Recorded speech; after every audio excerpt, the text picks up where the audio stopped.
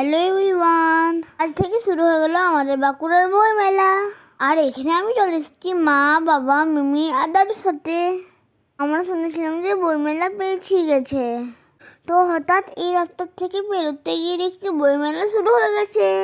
এই দেখো মেলার মঞ্চ, কিন্তু জানো তো আজকে কোনো প্রোগ্রাম, নাচ গান কোনো কিছুই হচ্ছিল না।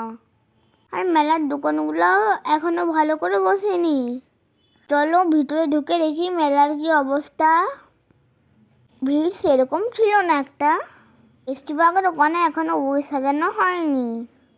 বরাবরই আমার বই মেলা আসতে আর বই দেখতে খুব ভাল লাগে। এবার তো এলাম মিমির সাথে, তাই খুব ভাল লাগছিল। আর এখানে দেখো কয়েকটা দোকান এখনো ফাঁকা।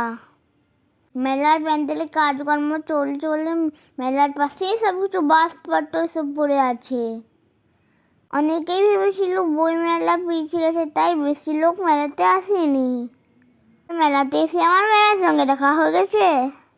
অনেকগুলো স্টল আমরা ঘুরে ঘুরে দেখলাম। এখানে বাঁকুড়ার আঞ্চলিক কবিতার একটা স্টল। আর বাঁকুড়ার সব জিনিস কি সুন্দর। আমি যে ঘুরে ঘুরে বাবার সঙ্গে কত যে বই দেখলাম, তা তোমরা দেখো একবার। আর এখানে দেখো বড় বড় বইয়ের পেটি এখনো খোলাই হয়নি।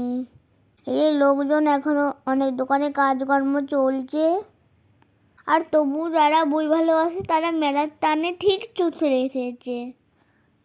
আমার এবার একটা আবৃত্তির বই দরকার ছিল, তার জন্য আমরা এই দোকানটার সামনে এসে দাঁড়ালাম, কিন্তু দোকানটার কোনো নামই নেই। দেখো এই আবৃত্তির বইটাই পছন্দ করে নিলাম। বেশ ভালো লেগেছে আমার। তবে আরেকদিন আমাদের বইমেলা আসতেই হবে।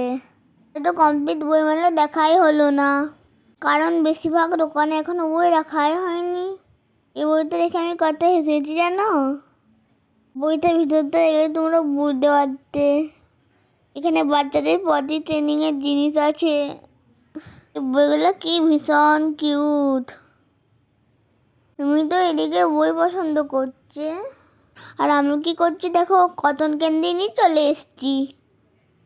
আমি একটা এত মোটা বই কিনেছে, উপেন্দ্র কিশোর রচনা বলি।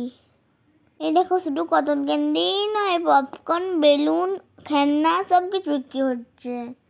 আর বাইরে তো ফুচকা আরও কত কি।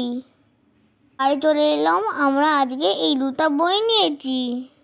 এখানে একটা ম্যাজিক ড্রয়িংয়ের বুক আছে, তুলি দিয়ে ওয়াটার দিয়ে ঘষলে ছবি উঠে যাবে।